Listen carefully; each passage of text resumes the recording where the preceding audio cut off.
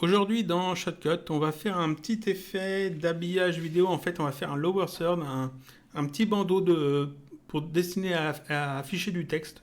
C'est un peu la même chose que ce qu'on avait fait bien avant. Il y a quelques tutoriels avec des gros carrés orange et bleu. Sauf que là, on va faire un truc que j'ai trouvé sur Google Images. On va essayer de reproduire un bandeau de texte qui existe déjà, en fait, qui est déjà disponible sur Internet. J'ai trouvé cette image-là, et vous voyez que ici, on a cette forme-là, avec ici un élément blanc, et ici de la transparence, ça part en fondu. C'est ce genre de choses, cette forme-là, qu'on va recréer en fait dans Shotcut avec l'Axnimat. Donc je vais ouvrir mon dossier de test, mon projet de test. La dernière fois, on avait fait ce petit bouton-là, voilà. Ça, je vais le retirer.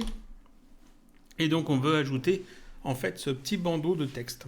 Donc, pareil, je sélectionne une piste vidéo vide. Je clique sur cette petite icône et je vais dans Animation Glaxnimat. La durée, je veux quand même pouvoir couper à n'importe quel moment. Je vais mettre 10 secondes parce que, comme je l'ai déjà dit, c'est plus facile de faire plus grand et de couper ce qui est en trop que de faire trop court et de devoir recommencer parce qu'on ne peut pas rajouter. Donc 10 secondes, c'est bien. Couleur d'arrière-plan transparent, c'est parfait. Et je fais OK. Ça m'ouvre Glaxnimat. Voilà. Et donc, en fait, cette forme est assez basique. Là, c'est un carré. On va l'améliorer un peu. On va faire des bords arrondis. Et puis, vous allez voir que c'est tout basique à faire. Donc, ici, ce que j'ai besoin, c'est d'un rectangle. Donc, dans le layer de base, je sélectionne l'outil rectangle. Je ne vais pas mettre de contour parce qu'on n'en a pas besoin. Donc, que remplissage de cocher. Et je fais, comme ça, un petit rectangle. Je veux des bords arrondis. Donc, je prends cet outil, je zoome un peu dessus. Et là, le petit rond, je clique et je déplace un peu vers le bas pour avoir des bords arrondis. Alors, très légèrement arrondi, ça suffit. Et ça, je vais le mettre ici, sur le côté. Ensuite, il y a ici un petit pic. Comment je peux faire ce pic? Je pourrais refaire un autre rectangle et puis juste le faire dépasser un peu en losange. Mais non, je vais prendre cet outil-là. Et cette forme, qui est une primitive, je vais la transformer en courbe de Bézier. Pour cela, je vais dans Chemin et je fais Objet en chemin. Et ça transforme en fait la forme en courbe de Bézier. Maintenant, je peux la sélectionner. Vous voyez qu'en fait, j'ai des points différents. C'est vraiment une courbe, comme si j'avais utilisé cet outil-là pour la tracer. Donc, c'est très bien. On va zoomer un peu dessus. Et là, je peux ajouter des points. Donc, je vais cliquer sur cette icône. Si vous n'avez pas ces icônes-là, il faut aller dans Vue, barre d'outils et cocher édition de nœuds. Donc ici, cette icône avec le petit plus, ça permet d'ajouter des points. Je clique dessus, et vous voyez que ça me demande en fait où est-ce que je vais ajouter le point. Je veux l'ajouter ici. Donc je clique là. Je vais en ajouter un autre, ici, et en ajouter un autre entre ces deux points. Là. Je veux pouvoir déplacer le point central sans déformer en fait les lignes. Donc en fait, avec cet outil-là, je vais sélectionner mes 3 points. Et je vais cliquer sur cette icône pour les transformer en losange. Ça permet en fait de les déplacer un point sans influencer les tangentes des autres points. Donc le point central qui est ici, je clique dessus et je le déplace. Voilà. Ensuite, ça, je veux changer sa couleur. Alors on va le sélectionner. Puis il était en vert dans mon exemple. Alors on va le mettre en vert. En vert. Un vert comme ça, à peu près. Voilà. Et maintenant, ce que j'ai besoin, c'est ici, derrière, d'un élément blanc avec de la transparence. Donc en fait, il me faut un autre rectangle. Dans les calques, je sélectionne le layer. Et je vais faire un autre rectangle comme ça. Comme ça. Je relâche. Ce rectangle doit être en blanc. Donc je vais en remplir. Et ici, je vais choisir du blanc. Alors on va le positionner correctement. Et il faut qu'il soit derrière en fait cet élément vert. Donc je l'ai sélectionné. Ici, ces petites icônes, je vais cliquer ici sur l'icône qui est ici, ABC, tac, qui permet de me placer derrière. Maintenant ici, je veux de la transparence. Donc en fait, il va me falloir un dégradé. Donc je vais dans remplir. Et ici, je veux la première couleur, que ce soit du blanc. Et la deuxième couleur qui est ici, je veux que ce soit du transparent. Alors, je peux prendre n'importe quelle couleur, hein, ça n'a pas d'importance.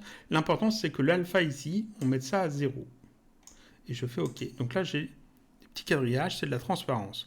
Je vais dans gradient et je clique sur le petit plus pour ajouter un dégradé blanc vers transparent.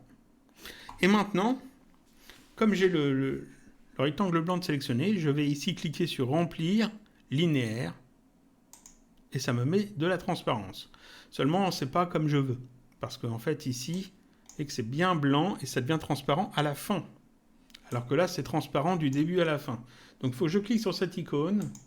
Et là, je peux déplacer cette ligne avec ces deux points pour choisir, en fait, où commence la transparence et où ça se termine. Alors, c'est à peu près là. Et que je peux jouer un petit peu comme ça. Voilà. Et là, en fait, c'est bon, c'est tout. Donc là, en fait, j'ai juste à enregistrer. Je retourne dans... Ah, je peux fermer ça. Je retourne dans Shotcut. Je vais dans liste de lecture, je fais le petit plus. Et puis maintenant, là, il n'y a pas la transparence, mais c'est normal parce que c'est sur fond noir. Ici, il n'y a rien, en fait, derrière. Donc cette forme-là, je peux la mettre là. Tac. Et là, en fait, j'ai bien mon effet de fait avec la transparence. Ici, j'aurais pu rendre le truc un peu plus transparent plus tôt parce qu'en fait, on voit un peu le beurre. Mais c'est pas bien gênant. Et donc, je peux dire à quel moment ça dure. On va dire que ça va couper là. Donc, je sélectionne là, je fais une coupe, je retire ça. Et là-dessus, je peux ajouter maintenant mon texte. Donc, je sélectionne ça, filtre. J'ajoute un texte riche. Voilà. Shotcut. Et l'Axnimat. On va sélectionner tout ça. On va mettre ça en couleur, on va dire un gris, comme ça, en plus petit. Voilà, plus petit, comme ça. Hop, encore plus petit. On va le positionner correctement. Je voudrais un gris un petit peu plus clair. Plus comme ça. Oui, c'est pas mal. Voilà, on va désélectionner. C'est parfait. Et donc là, ensuite, on met un petit fondu. Un petit fondu. Et on peut voir le résultat. Hop. Et c'est tout bête, tout simple. Et là, on a recréé, en fait, ce bandeau-là assez facilement dans Shotcut en utilisant Glaxnimat.